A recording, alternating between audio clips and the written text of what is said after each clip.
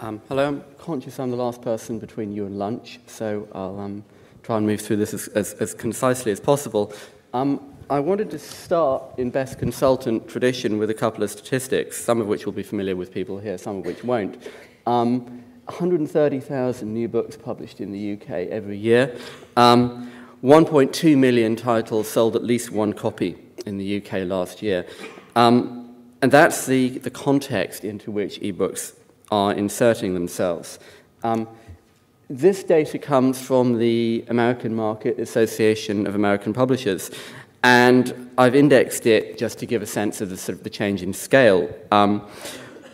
What you can see is a big jump last January as everybody got home with their Kindle and decided that they should buy some books for it, and then another jump in the summer, and then another jump this January. US market is now about probably 10%. Ebooks are about 10% of the overall US market. If you look at the inventories of the stores, I apologize for not having Kobo on this chart, but I didn't manage to hack my way into the US account before I could make these slides. It's pretty clear where those sales are going.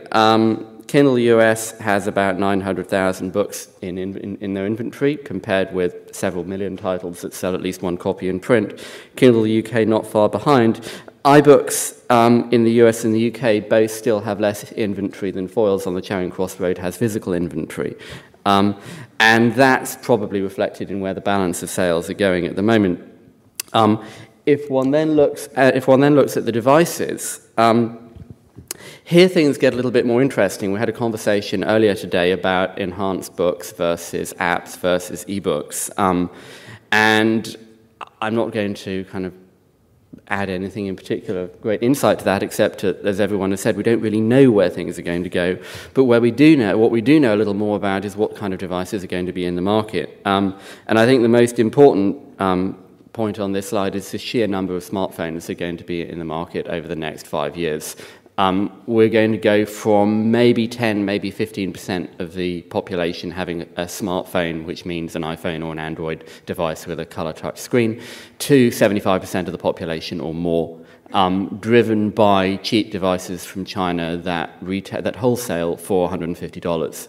So there are going to be effectively everybody who owns a book is going to have an internet-connected device with a nice big color touch screen. And that's going to drive a lot of the dynamics of the book market, and it's also going to reveal whether devices like tablets, and in particular e-ink devices, are interim solutions or whether they have a long-term role to play in the market. The question in the middle, of course, is what happens to tablets. Most of the estimates for iPad sales that were being made this time last year clustered around the 2-3 million units. Apple actually sold 14.79 million iPads globally last year, and there's probably about 1 million iPads in the UK at the moment. So forecasts for what are going to happen to tablets over the next 5 years are, well, they're going to be wrong. That's about the only thing one can say about forecasts about tablets. You can be absolutely certain that every forecast you see is going to be wrong. But it is also pretty clear that tablets are tapping into a new market and a new way for people to consume content. As a speaker said earlier today, one of the effects that tablets have, both on books and also on all forms of printed media, is that they remove what you might call the privilege of the sofa. That is to say, until tablets arrived, all digital content was confined to a big bulky device that made a lot of noise and was stuck on a table in a study somewhere. And with a tablet, print is consumed on the sofa in the same way that all other digital content is consumed on the sofa, and so has to compete for attention in ways that it didn't need to do before. Drawing out this device point a little bit more, there are now lots of devices. There is the Kobo e-reader and the Kindle e-reader and the Barnes & Noble e-reader and a bunch of no-name generic Chinese e-readers. There is also the web and the iPhone and the iPad and Android tablets and Android phones and RIM tablets and Microsoft tablets and the mobile web, and more and more and more devices flooding into the market, all with their own ecosystems, with their own app development environments, their own screen sizes, their own payment systems, their own set of unique problems for developers. which is one of the things, of course, that is deriving the flight away from applications and the sort of the desperate, I suspect, forlorn hope that the web will solve all of these problems and we can go back to having nice, simple websites that work on every device. My suspicion is probably not. But then the question of which devices are popular for books turns, to some extent, on which formats are successful for books. This chart, I apologize for having another chart, but what this chart is showing are genres in the UK market with the average retail price along the horizontal axis and the retail sales volume on the vertical axis, and the size of the bubble is the revenue. So what you can see, not entirely surprisingly, is that fiction is a large genre that is at a relatively low price, and that other genres kind of cluster and group off as you go to lower volumes and higher prices. This, of course, speaks to the gentleman from Amazon's point earlier about the correct price for an ebook. I don't need to tell anybody in this room, although I've told plenty of people in other rooms, about the misalignment between a consumer's perception of the difference in value between an ebook and a printed book and the actual difference in cost structure for a publisher. Clearly there's a material problem for publishers in that customers tend to think that an ebook is worth about half what a printed book is worth just because they're not getting the paper, and therefore the publisher must be saving an enormous amount of money. And of course that isn't necessarily an accurate reflection of the cost structure. But I think the other point I wanted to make on this slide is that if we were having this conversation maybe 13, 14 months ago, everyone would have said something like, well, of course, children's books will be the last things to go on electronic, and they will never work in any electronic format. They will always be safe. And as anybody who spent time browsing through children's applications on the iPad now knows, in fact, the two categories that have been unambiguously successful on the iPad are children's books and cookbooks, and maybe travel as well. So what you see is a divergence of categories, where there are some types of book which, if you're creating them now, you probably would do print last, because fundamentally what you're doing is running a database and then printing out that database and binding it and sending it to a bookshop, whereas what you would actually want to do is to provide a service with the right kind of interactive experience, for which print is probably the least suitable medium. On the other hand, I've also been at conferences where people have waxed lyrical about how you'll be able to do interactivity in every kind of novel and every kind of textbook and printed work imaginable. And I listen to those conversations and think, well, when cheap colour printing came in a couple of decades ago, people didn't suddenly decide that you had to have photographs in every novel and that you should have the text in different colours. So there's a divergence between apps and between print that varies a lot by genre and a lot by device. It also, of course, varies a lot by when people buy the book. So this is the Christmas effect in the United Kingdom. If you look carefully, you can also see the Harry Potter effect every second year, lamentably stopping this year. But before that, providing a nice, tidy bounce to at least some of the people in this room. However, when you pull that across the entire industry, the Christmas effect, that is to say, the last 5 weeks of every year, is about 20%. The last 5 weeks of each year in the UK are about 20% of annual sales. So the last 10% of the year gets 20% of the sales. So there is a Christmas question, and in general a gifting question around ebooks, around the difficulty of giving a book as a present. Obviously that's concentrated in particular genres. Also not relevant for other genres. There's also a kind of a halo effect around people going into a bookshop, and as I'm sure we've all done, going into a shop to buy one present for your father and coming out with 15 books that you kind of felt that you needed to own for yourself somehow, and getting home and discover that you actually hadn't bought a book for anybody else, and then going out again. So maybe it's just me, but there's a Christmas effect and there's a physicality effect that apply for some genres and for some parts of the year, but obviously don't apply for other genres and other parts of the year.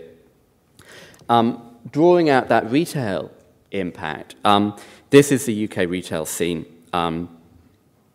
Again, the horizontal line, as on the previous bubble chart, is the average selling price. The vertical axis is actually the growth. So the higher up you are, the faster you're growing. And as will not be a huge surprise to those of you from the UK, you see very strong growth in supermarkets at a very low price point. you see growth in independent trade and decline in major trade, and it won't take a huge amount of imagination to work out who's concealed in the major trade bubble.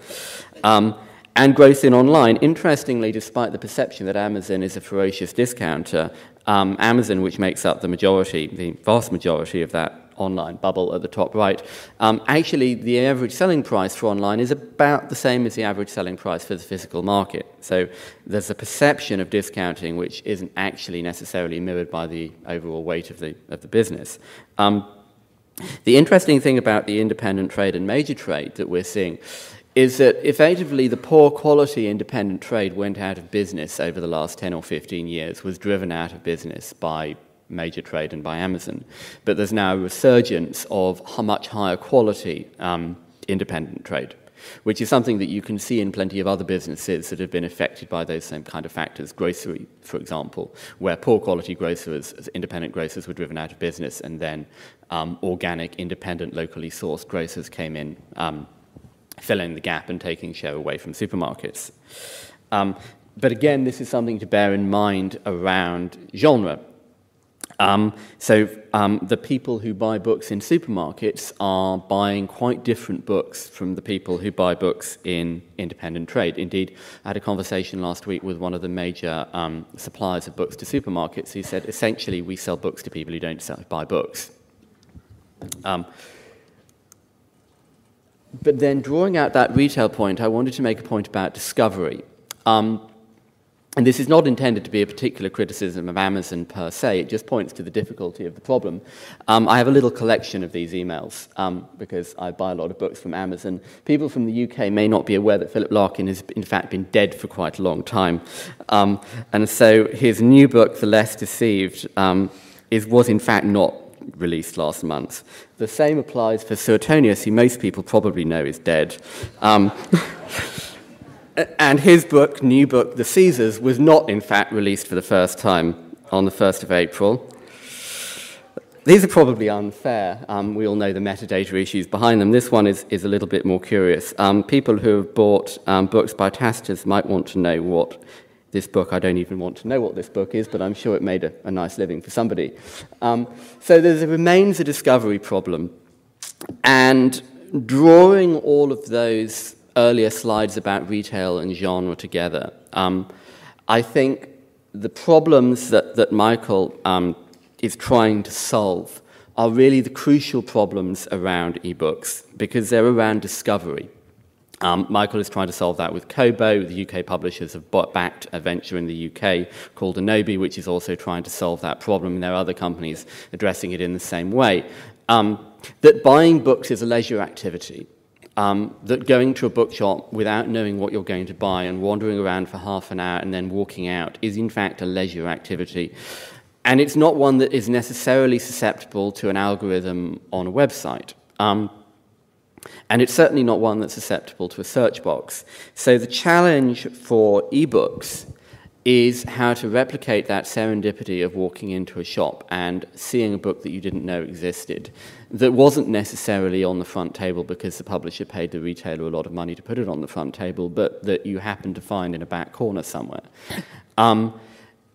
Going back to our retail slide earlier, Amazon has been in the UK market for getting on for 15 years now. It is a superbly executed, superbly run business with an enormous selection, part J, this slide, and it's still only about 20% of the UK market. So why is it that with all of the advantages that Amazon can offer in physical retail, it's still only 20% of the market? Why is physical still 80%? And how are ebooks going to change that? The slide on the chart on the left here is US music sales, album sales to be particular. And this is a classic glass half empty, glass half full kind of a chart, because it shows that over the last 10 years, US album sales have halved. And that sounds terrible until you think, well, music is a much better medium to switch to digital than ebooks. You don't have to worry about the screen, you don't have to worry about the battery. You're effectively replacing one consumer electronics experience with another better consumer electronics experience. What I tend to say to people is that the iPod is a better Walkman. The ebook reader is not necessarily a better book. And yet, in a genre that's ideally suited to going digital, which has had 10 years of massive piracy, of massive innovation, of fantastic consumer products from Amazon and Apple and everybody else, half the market's still there. In other words, after 10 years of all of that stuff, only half of it has gone digital. Now, one can make arguments that devices are more available and will be available more quickly in ebooks, and that the business will execute better, and the publishers have a much better understanding of digital than music companies. That was supposed to be a joke, but you don't have to laugh.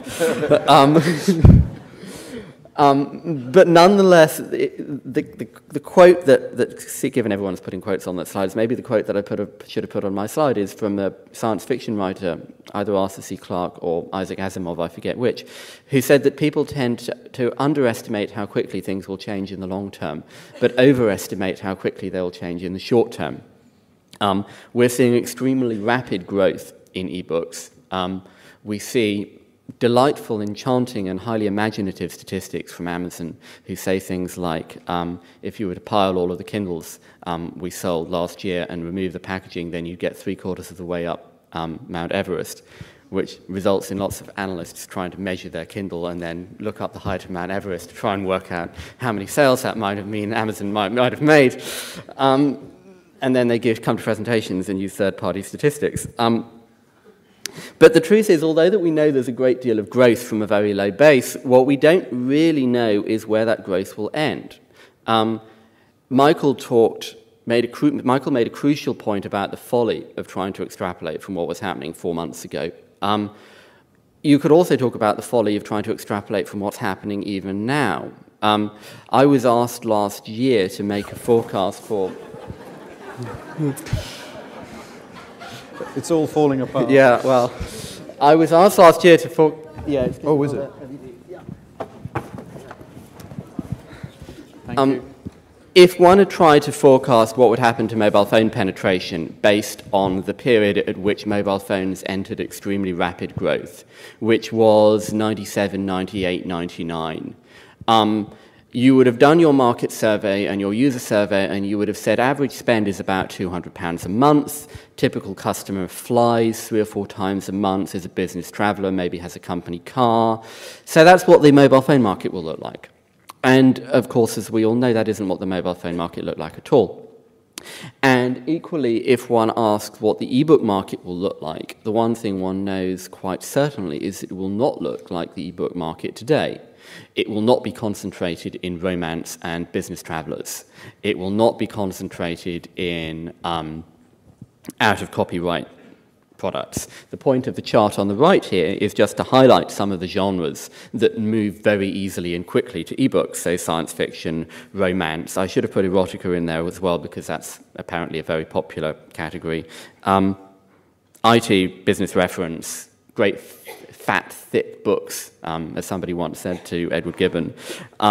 Those kind of genres work very well in ebooks, but they're quite a small part of the overall market. And so the true challenge for all of us is to imagine what will happen when effectively everyone in the UK has an ebook reader in their pocket that's called a mobile phone. When they don't have to go out and buy one, to imagine what happens when the inventory is not 200,000, 400,000, 600,000 titles, but it's that full 2 or 3 million that are available in physical. And to see how those genres will move. Will it go to 75, 80%? Perhaps. Will it slow down at 40, 50%? Perhaps. Will it go to eradicate physical retail entirely in the next 3 years? Almost certainly not. Physical music, as I said, took a lot longer than that. So I just wanted to kind of lay those points on the table and see where we got to, I suppose, because despite being an analyst, I have absolutely no idea what's going to happen next. Thank you.